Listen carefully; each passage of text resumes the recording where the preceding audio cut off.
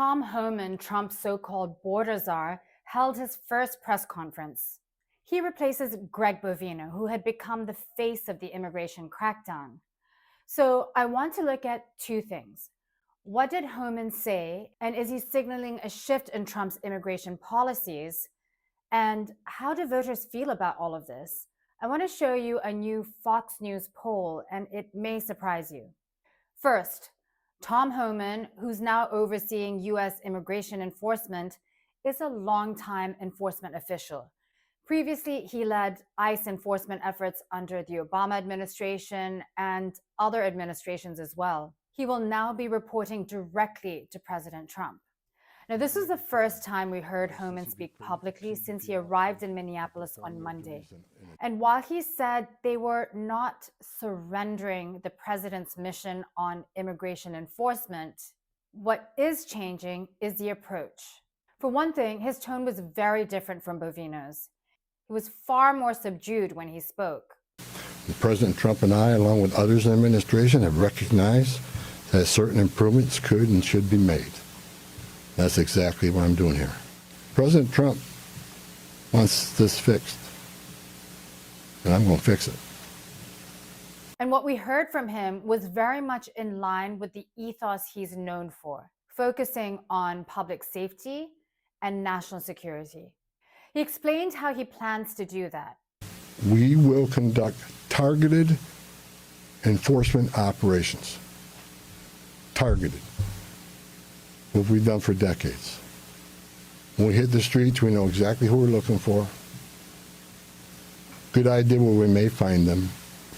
That would be done by coordinating with local and state law enforcement and focusing on people already charged with crimes and held in jails. I think everybody agrees on the criminal and public safety threats.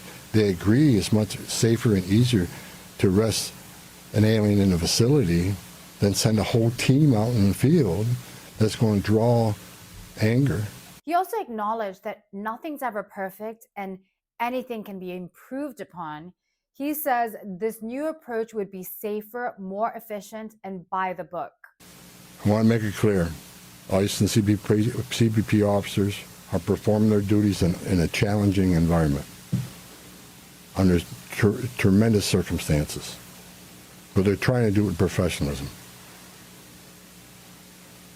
If they don't, they'll be dealt with. Like any other federal agency, we have standards of conduct.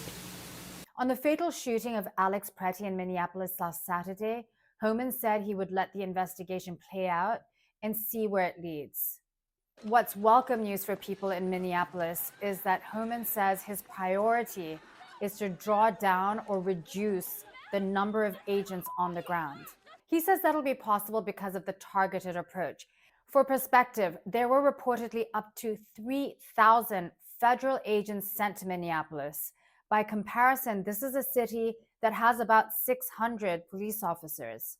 How quickly that happens will depend on how efficiently the new strategy can be carried out. We can do better. And I think the local and state leaders meeting with me, we made some significant gains, significant coordination and cooperation, and you're going to see some massive changes occurring here in this city. Of course, we don't know how this will all look like practically. He also said on a broader level, if people don't like what ICE is doing, that's something they need to take up with lawmakers.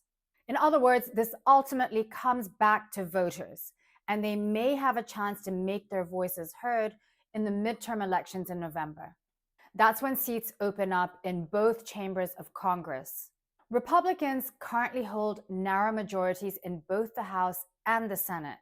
But the issue of immigration and ICE enforcement could matter. Now, that brings me to a new Fox News poll, which shows these ICE actions are not popular. 59% of voters say ICE is too aggressive. That's a 10-point increase since July 2025. What really stands out is that there's also a 10-point increase among Republicans and a 22-point increase among independents. That matters because independents now make up about 40% of the electorate.